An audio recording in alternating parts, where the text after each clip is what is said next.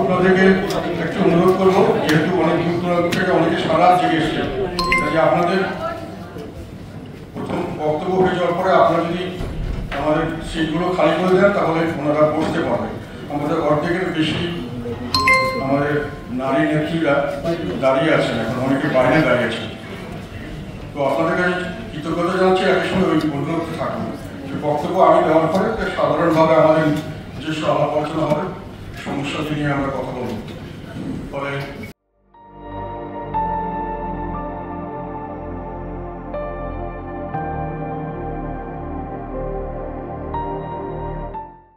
সেখানে হয়তো আপনাদের উপস্থিতি প্রয়োজন করবে না, আপনারা হয়তো থাকতে চাইবেন, তার জন্য অনুরোধ করলাম। আমরা আজকে যে জাতীয় আমাদের মহিলা পার্টি থেকে এখানে বিভিন্ন জায়গা থেকে আমরা আহ্বান করে এখানে নিয়েছি তাদের সঙ্গে মত বিনিময় করার জন্য। এটা হলো সামনের দিকে আমাদের সাংগঠনিক কাজকর্মগুলোকে আবার নতুন করে আমরা চেষ্টা করছি যাতে করে সংগঠিত করতে, যেটা নির্বাচনকে সামনে ফেব্রুয়ারি মাসে একটা নির্বাচন হবে বলে বর্তমান সরকার ঘোষণা দিয়েছে, শিডিউল এখনো যাওয়া হয়নি। যাই হোক, নির্বাচন সেখানে ফেব্রুয়ারিতে হোক আর তার আগে পরে যাই হোক, আমাদের নির্বাচনের প্রস্তুতি নিতে হবে। আমরা পর্যায়ক্রমে সকল অঙ্গ সংগঠন দল বিভিন্ন জায়গায় এলাকা প্রতিদিন মত বিনিময় করছি, সংগঠনগুলোকে পুনরায় পুনর্গঠন করা দরকার, পুনর্ভাবে আবার বিবেচনা করা দরকার, এগুলো নিয়ে কাজ করছে নির্বাচন। তবে ফেব্রুয়ারি মাসে যে নির্বাচনটি নিয়ে এত আলাপ আলোচনা হচ্ছে সেটার বিষয়ে আমাদের মতামত হলো এটা শুরু করতে ঠিক নির্বাচন হচ্ছে বলে আমরা মনে করছি না। এটা নির্বাচনের নামে কিছু প্রমোশন হচ্ছে বলে আমার বিশ্বাস। কেননা যেটা আমরা শেখ হাসিনা সরকারের যে নির্বাচনকে নিয়ে আমরা এত সমালোচনা করেছিলাম, যে শেখ হাসিনা নিজের দলের সঙ্গে দলের একটা নির্বাচন করেছিলেন, যেখানে দল তার প্রতিপক্ষ নিজের দলের লোকের সঙ্গে কম্পিটিশন করেছিল, সামান্য কিছু ব্যতিক্রম ছিল, আমাদেরকে সেখানে ওরা নিয়ে এসেছিলেন কিছুটা বাধ্য করে। এখনো মোটামুটি সরকারি দল এবং আধা সরকারি দল এই দুটোর মধ্যে নির্বাচন হচ্ছে। সাধারণত এই ধরনের নির্বাচনে একটা পক্ষ যদি একেবারে নিউট্রাল গভর্নমেন্টের আন্ডারে হয়, নিরপেক্ষ, তাহলে এক পাশে থাকে এক পক্ষ আর এক পাশে থাকে তার প্রতিপক্ষ। এখানে মোটামুটি সরকার পক্ষ এবং অর্ধ সরকার আধা সরকারি এই ধরনের দুটো দলের কম্পিটিশন হচ্ছে।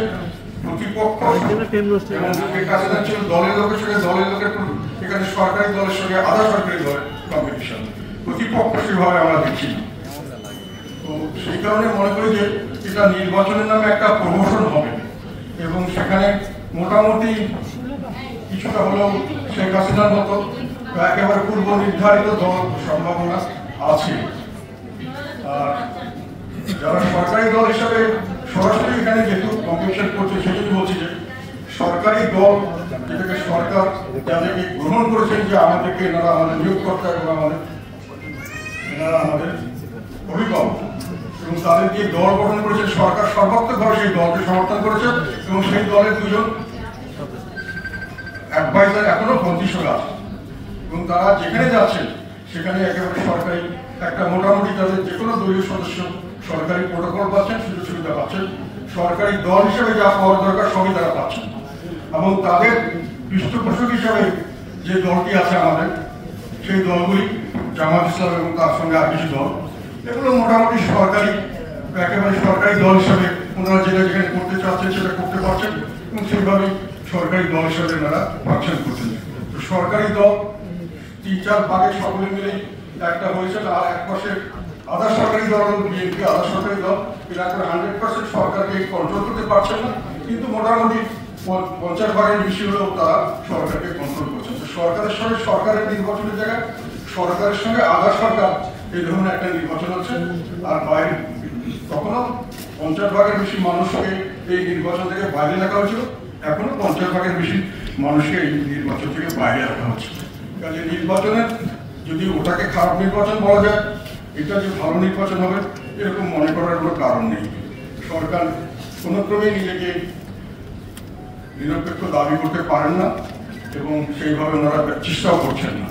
এবং সরকার কোনো ক্রমে অবাধ মানে হলো সকলের সঙ্গে সকলকে আসতে দিতে হবে, সবাই মিলেই নির্বাচন করবে। সেই পরিস্থিতি শেখ হাসিনা একটা পরিস্থিতি সৃষ্টি করে এটা করেছিলেন। ওনারা একেবারে অ্যাডমিনিস্ট্রেটিভ অর্ডার দিয়েই ওনারা করছেন।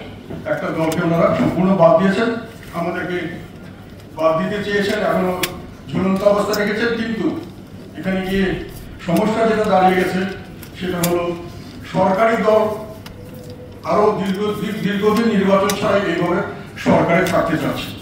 সরকারি দল মানে শুধু আমি অন্তর্বর্তীকালীন সরকার না, তাদেরকে যারা নিয়োগকর্তা এবং তাদেরকে যারা নিয়োগ করেছে নিয়োগকর্তা তারা যে সরকারি দল, ওরা দীর্ঘদিন ধরে আরো বেশি দিন এরা কন্টিনিউ করার জন্য ওনারা ইচ্ছুক। সেখানে আবার আধা সরকারি দল বিএনপি আবার এটাতে ইচ্ছুক না। ওনারা মনে করেন যে ওনারা পুরো সরকারি দল হয়ে যাবেন একটা নির্বাচন হয়ে গেলে, যত তাড়াতাড়ি সম্ভব এই নির্বাচনটা ওনারা করার জন্য চাচ্ছেন।